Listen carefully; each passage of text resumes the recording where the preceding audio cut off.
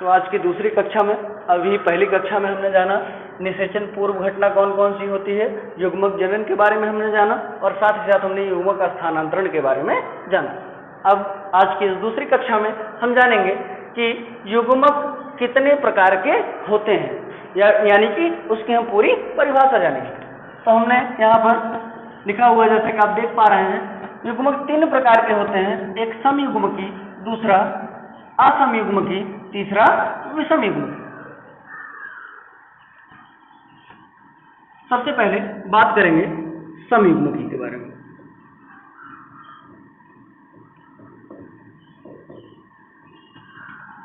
जैसा कि आप देख पा रहे हैं, ये 2 शब्दों से मिलकर के बना हुआ है, एक सम और दूसरा युग्मकी। सम का अर्थ क्या होता है? सम का अर्थ होता है एक समान।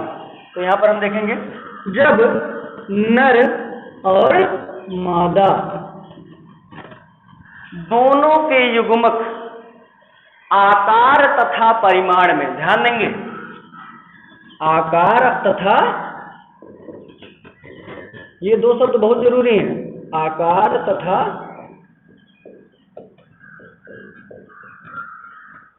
परिमाण में, यानी कि समयुग्मकी में जब नर और मादा दोनों के युग्मक आकार तथा परिमाण में एक जैसे हों, उनमें कोई भी भिन्नता ना हो, तो उस युग्मक को हम समयुग्मकी के नाम से जानेंगे। अब डायग्राम के माध्यम से समझते हैं। ये मान लेते हैं कि ये नर युग्मक है, हमने मान लिया कि ये नर युग्मक है, और ये दूसरा जो है ये मादा युग्मक।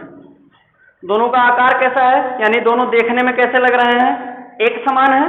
और परिमाण का अर्थ होता है साइज। दोनों का साइज कैसा है? एक समान है। दोनों ना एक दूसरे से छोटे हैं ना बड़े हैं। आकार भी समान है और साइज भी समान है, तो दोनों क्या हो गए? समयुग्मकी हो गए।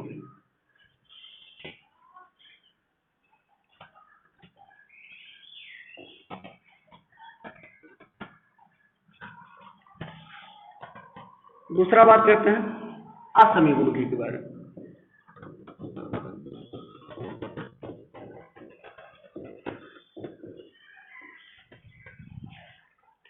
असमयुग्मकी में क्या होता है? तो ये आप ध्यान देंगे, आकार और परिमाण की बात हो रही है। असमयुग्मकी में क्या होगा? आकार तो एक जैसा होगा लेकिन परिमाण एक जैसा नहीं होगा। मतलब आकार का अर्थ वो देखने में बिल्कुल एक समान होंगे, लेकिन उनका जो साइज होगा वो एक दूसरे के बराबर नहीं होगा।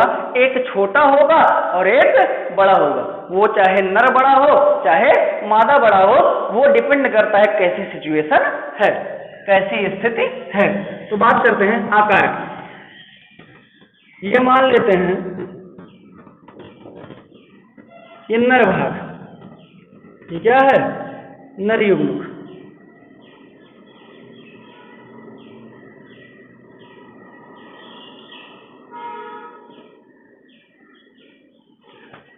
आप यहां पर देख पा रहे होंगे, देखने में दोनों कैसे हैं? बिल्कुल एक समान है। अंतर है तो सिर्फ किस चीज का?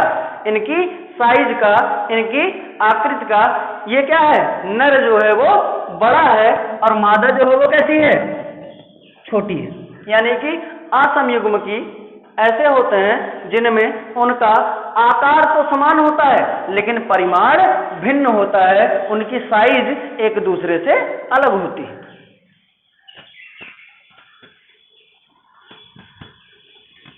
तीसरा विषमयुग्मकी है हमारा।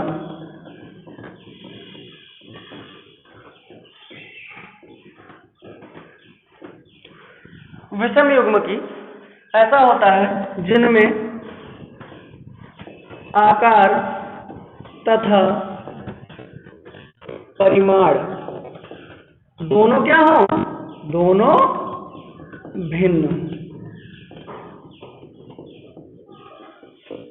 विषमयुग्मकी ऐसा होता है जिसमें आकार और परिमाण दोनों भिन्न हो।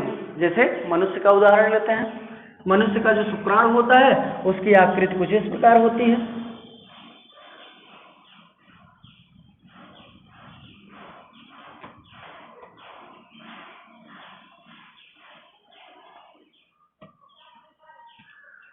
उसकी आकृति कुछ इस प्रकार होती है। वहीं पर यदि मादा के अंडाणु की बात करें तो उसकी आकृति कुछ इस प्रकार होती है। दोनों के आकार में भी अंतर है, यानी कि दोनों देखने में क्या है, बिल्कुल एक दूसरे से भिन्न है। साथ ही साथ परिमाण यानी कि दोनों का साइज कैसा है, अलग है। ये कैसा है, ये पतला और लंबा है, और ये कैसा है, गोल है। दोनों में बहुत अंतर है। अभी तक हमने क्या जाना, समयुग्मकी का अर्थ है जहां पर आकार और परिमाण दोनों बिल्कुल एक समान हो, उसे हम समयुग्मकी कहेंगे। असमयुग्मकी का अर्थ है जहां पर नर युग्मक और मादा युग्मक दोनों का आकार समान हो, यानी कि देखने में एक जैसे हो, लेकिन उनका परिमाण यानी कि उनकी साइज समान ना हो, एक छोटा हो और एक बड़ा हो, उसे हम असमयुग्मकी कहेंगे। वहीं पर तीसरा विषम युग्मकी किसे कहेंगे, जहां पर आकार और परिमाण दोनों में कोई समानता हो ही ना, यानी कि दोनों एक दूसरे से, दोनों युग्मक नर और मादा एक दूसरे से आकार और परिमाण के मामले में बिल्कुल भिन्न हो। आकार एकदम ना मिले तथा परिमाण यानी कि साइज भी एकदम ना मिले, दोनों एक दूसरे से बिल्कुल अलग हो।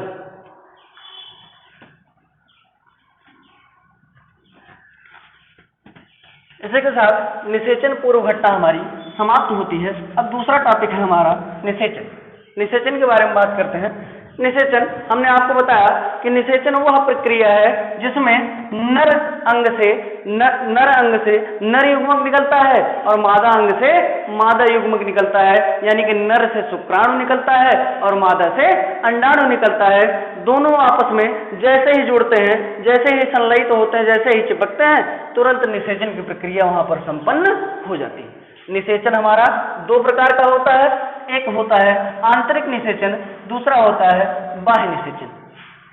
आंतरिक का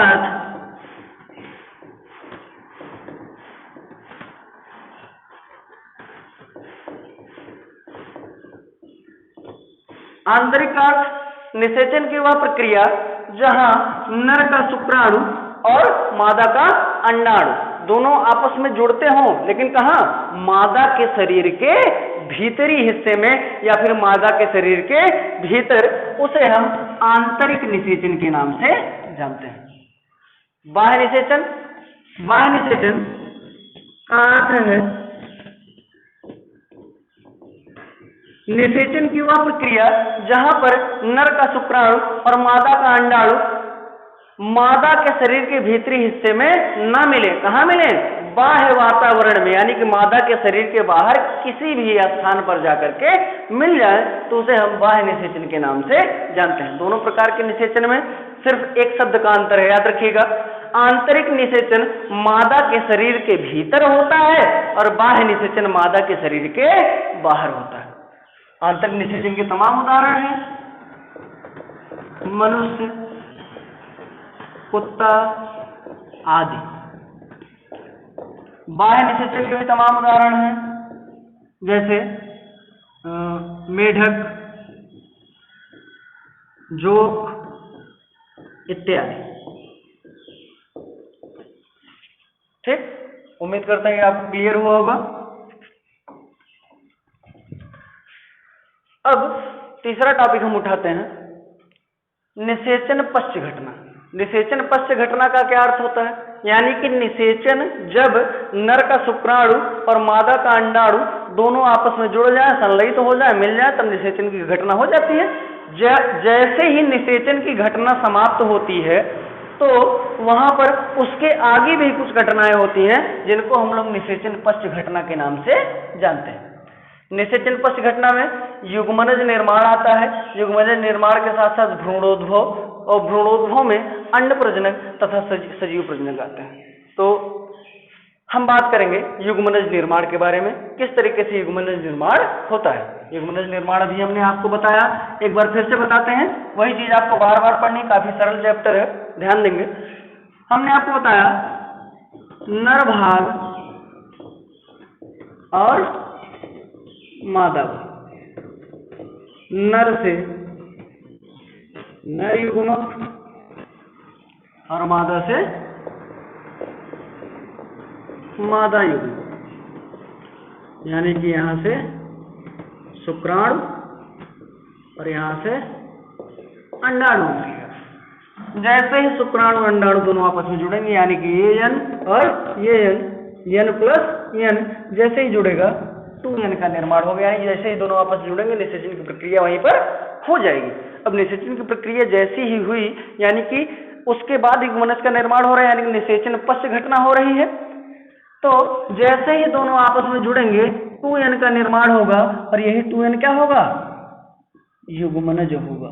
और इस तरीके से युग्मनज का निर्माण हो जाता है। यानी कि युग्मनज का निर्माण जब नर युग्मक और मादा युग्मक दोनों आपस में जुड़ते हैं, निषेचन की प्रक्रिया होती है। निषेचन की प्रक्रिया के तुरंत बाद युग्मनज का निर्माण हो जाता है।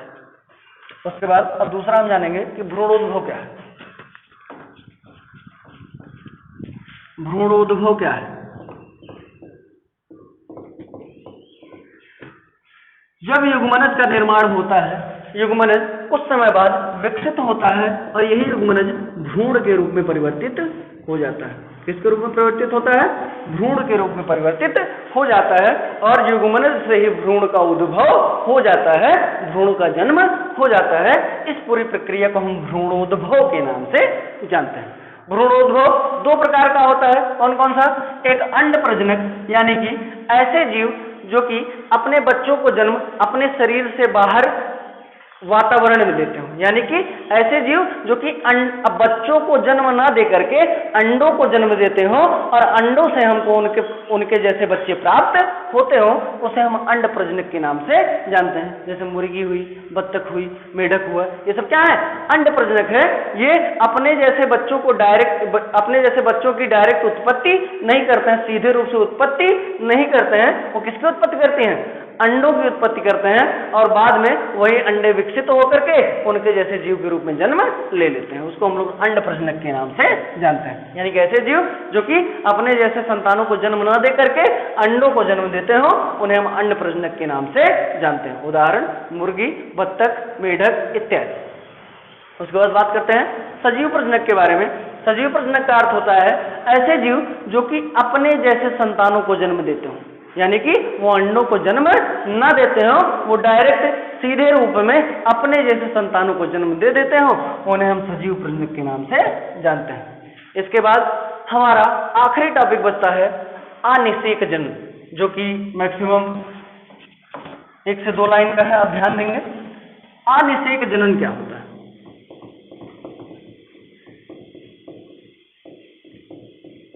पिछली बार बोर्ड की परीक्षाओं में यह प्रश्न पूछा गया था, लगभग हर वर्ष आ जाता है। अनिषेक जनन क्या होता है?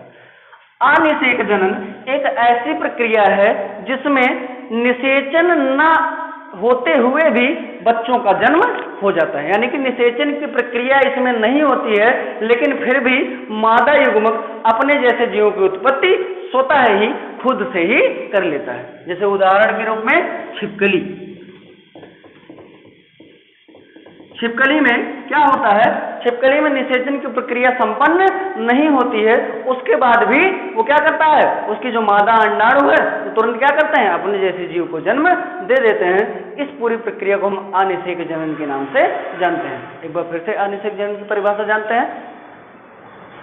जनन की ऐसी प्रक्रिया जिसमें निषेचन के संपन्न न होने के बावजूद मादा युग्मक अपने जैसे बच्चों को जन्म दे देती है, उसे हम अनिषेक जनन के नाम से जानते हैं। उदाहरण हमने आपको दिया छिपकली। इसी भाग के साथ आपका ये पहला पाठ समाप्त होता है। आशा करते हैं कि आपको सारी चीजें समझ में आई होंगी। हमसे जुड़े रहने के लिए हमारे चैनल को सब्सक्राइब करें और कमेंट करें। धन्यवाद।